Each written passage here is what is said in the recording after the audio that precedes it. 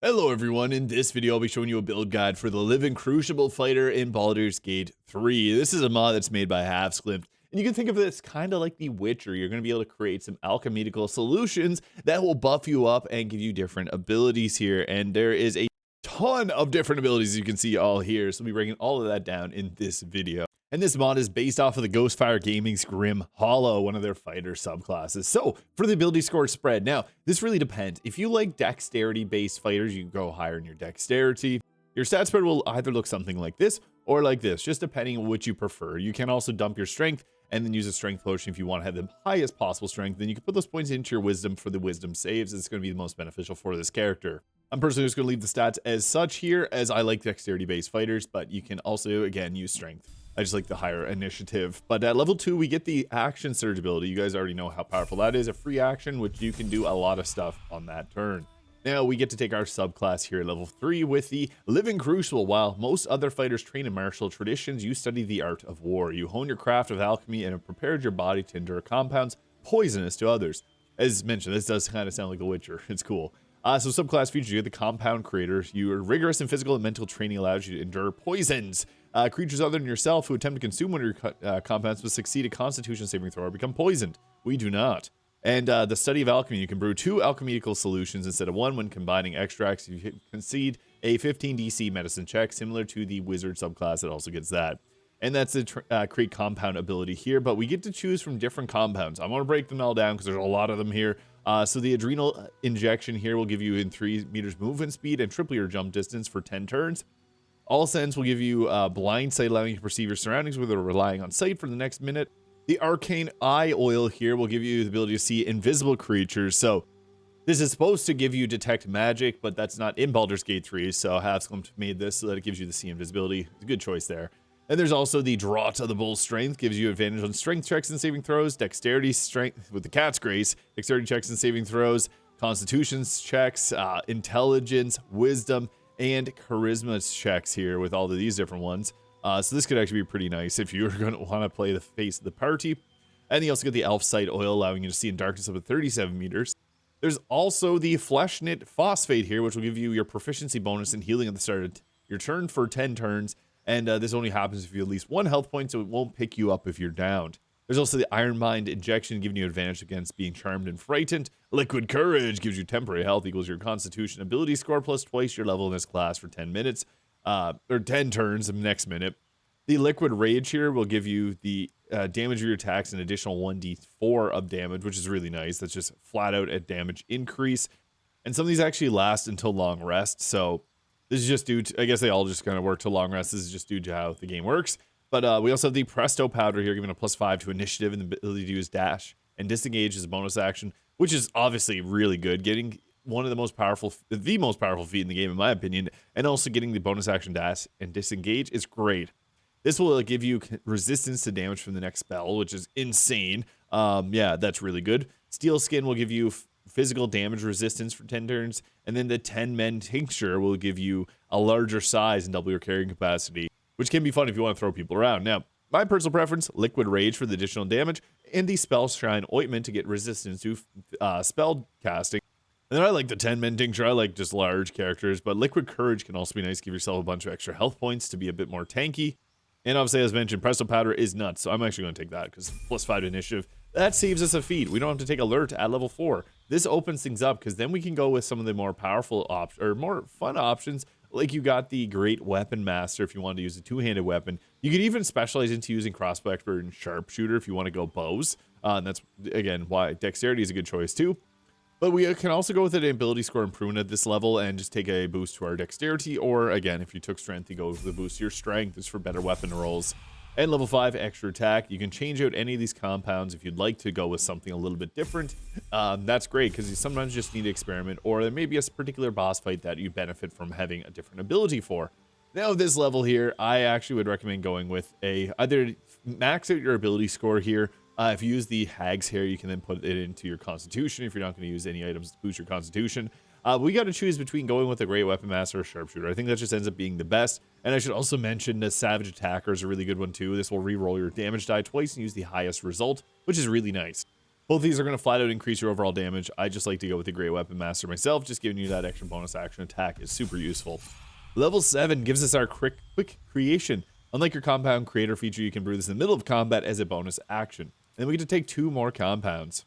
I'm going to go with Steel Skin and a 10-man tincture, but having Wisdom's saving throw advantage is huge, especially because there's so many Wisdom saves like commands and hold persons that really suck. You could also go with, I guess, the Charisma checks 1, 2 if you wanted to, but I want to go with those two just to make ourselves a beast in combat. Level 8, we get another feat here, and at this point, I guess it's good to take the Savage Attacker.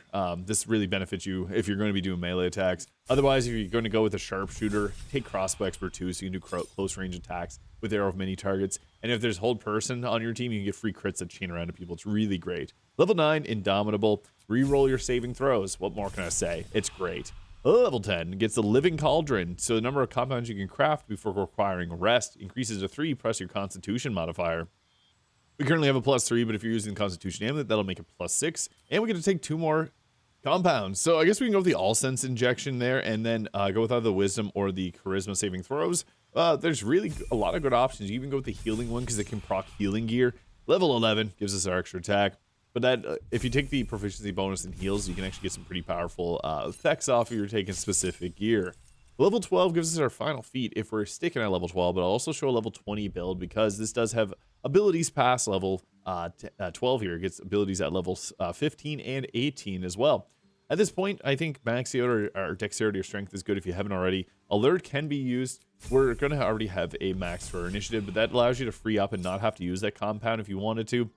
We get Indomitable 2 at level 13. Again, you don't have to go to this level. You can just continue with the level 12 version of this. I want to take Alert at this point because, yeah, this saves us from using that compound when we can use it on something else. But level 15 gives us our Toxic Transmutation, and an effect causing you to be poisoned and transform it into 14 temporary health. So that's pretty cool. You can give yourself temporary health by stopping a poison. And we also get to take 2 more of these, so I guess we'll go with the Eagle's Splendor there. And getting actually advantage on dexterity checks and saving throws is pretty nice too, so I'm going to take that. There's a lot of dex saves in terms of spells, even though we can take half damage from spells. It's nice to also have this option too. Now, Lucky Feet is not a bad one either. I like that. It's kind of fun to throw that on here. Since we're going to level 20, you can take the Tough Feat, which will give you 2 per level, so it's 40 extra health points. Pretty nice. Into level 17, we get Indomitable 3. Obviously, very fun and great ability. At level 18, we get the Living Catalyst. You've learned how to brew 3 additional alchemedical solutions. So that's 5 plus Constitution modifier. And then we get to take 3 more from here. So yeah, it's kind of your choice at this point. There's pretty much everything that we wanted to get, we've already gotten. There's Elfsight Oil, and then the Iron Mind, or Liquid Courage, I guess, give you temporary health points. And the other one can give you healing. And level 19 gives us our last feat here. So you can go with like the Heavy Armor Master, which will give you additional strength point and increases or decreases the damage you take by 3, which is kind of fun. Defensive Duelist is actually kind of funny too. If you're using a finesse-based weapon, you can add your proficiency bonus to armor class, which is pretty good for survivability. It's almost like the shield spell without having to take that. And you can also just go with an ability score improvement. I'm going to go with a Lucky Feat. I think Lucky is really good, especially if we're going to level 20. It's just nice to have that. And then level 20, with the level 20 mod, you get an extra attack. So awesome. And the armor mod I'm using is from Knights and Dames. And for gear, we can go with something like the Horns of the Berserkers here, which kind of feel thematic, giving you additional necrotic damage. I like the green numbers. I feel like this fits this build very well, so that can be a fun one to use. You can also go with the Haste Helmet if you're in the early game, and Helmet Baldur if you're later on in the game. This will give you bonus to armor class, can't be critically hit, making it much harder to hit our character. And then we also have the Cloak Protection. If you have the Dark Urge, you can use the Deathstalker Mantle. We got the Armor of Persistence here, reducing all incoming damage, getting resistance and Blade Ward. However, you can also, if for your dexterity base, you see our 25 AC, it goes up to 27 if we use the Armor of Agility with more than a 16 score in dexterity. So depending on that, you got another choice for your armor there. Armor of Persistence will give you the higher overall armor class defense, or higher over defensiveness with reducing the damage and giving you resistance, but Armor of Agility will allow you to sneak and be a little stealthy with bonuses to saving throws. Now, the Crater Flesh Gloves work pretty well here, so whenever you get a critical hit, you get an initial 1d6 of force damage, actually a 2d6 force damage because it's a crit, and it gives you the extra damage die with that 1d6 becoming an extra 1d6. Kind of cool stuff there. And we also get the Evasive Shoes getting +1 armor class. You can use the Boots of Stormy Clamor if you prefer. And then we also got the Caustic Band, as mentioned. I like to have the green numbers on here. It just feels like a toxic transmutation. It's kind of similar to our ability there. So, yeah, cool stuff. I also got the Ring of Protection. You can use the Death Stalker, or use the Killer Sweetheart, or really any rings that you want to use. I got the Amulet of Greater Health, put our health at 284. Hell Rider Longbow for the +3 to our initiative. And then the Sword of Chaos. This will give us additional necrotic damage on the attack and also acid damage there. And we also regain health whenever we hit enemies. So that's pretty cool stuff. If we get a critical hit, we're going to have multiple different damage types going off on the enemy. All right, so before you get yourself into a fight, pre-buff yourself up. The Spellshine Ointment will only last for 10 turns. This gives you that resistance to spells. That bonus to initiative is really nice because we rolled a initiative way too high. As far as combat goes, obviously, High Elf would be a good race choice here. This gives you the Booming Blade. But yeah, we're just basically going to run around attacking as a fighter would, as we have extra damage on our attacks. And on top of that, we get extra, we get an extra action altogether to use. On top of that, it's the 4 attacks per action, which is absolutely nuts. So you can do some pretty absurd stuff with this. And again, as mentioned, you can use your arrows too, especially if there's a certain target that you want. I like the arrow many targets there. Just sometimes just spread around extra damage to multiple enemies. Able to take one target out there, which is great, and apply Fairy Fire on it so that I can go ahead there again. The Titan String Bow would probably be the best with the Strength Potion active. But yeah, we're able to take out that target that I wanted dead, so that's perfect. And then I'm going to swing away at this target. Hopefully we'll be able to take out multiple of them here.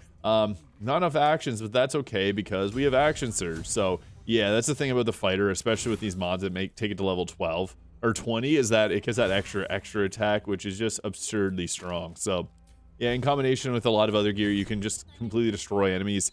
We were going to miss there, and this is why Lucky is so good. This lets you reroll with advantage. So boom, that turned our miss into a hit, and we were able to spread damage around a couple more times.